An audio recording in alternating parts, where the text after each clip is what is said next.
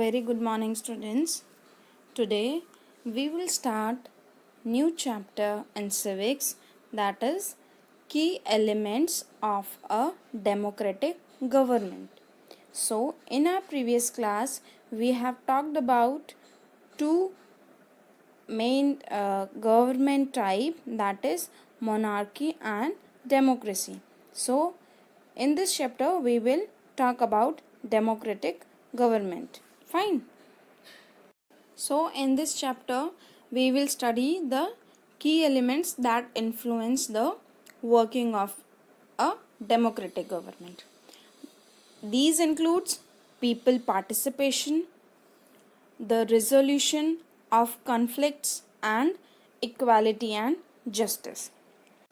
So this chapter starts with the story of Maya Naidu, who is 11-year-old South African girl who lives in a town of Johannesburg. Okay, so there is a conversation between her mother and Maya. So her mother told her about apartheid, that means separation on the basis of race, or we can say racism.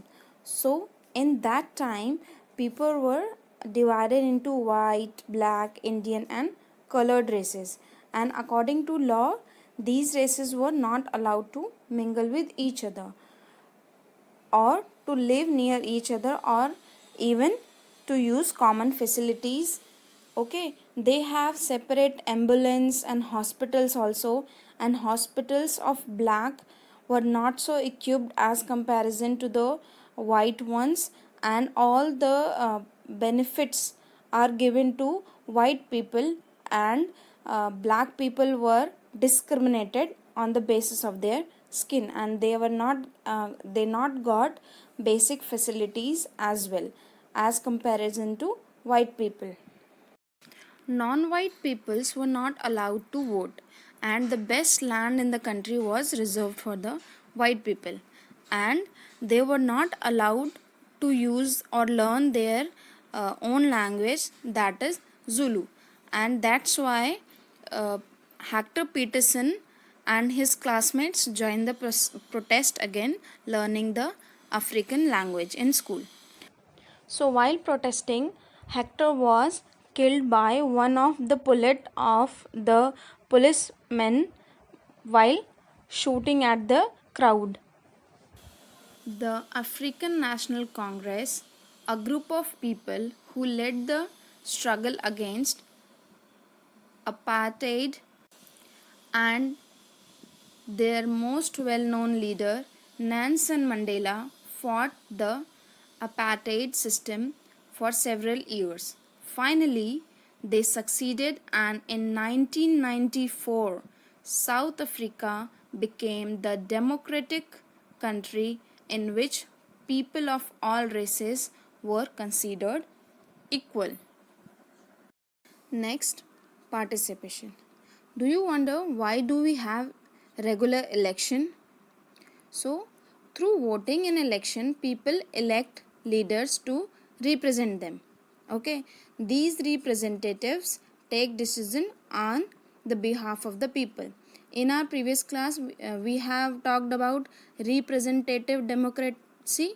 Yes, in that one representative is elected by a group of people to take decision on their behalf. So in doing so, it is assumed that they will keep in mind the voices and interest of the people.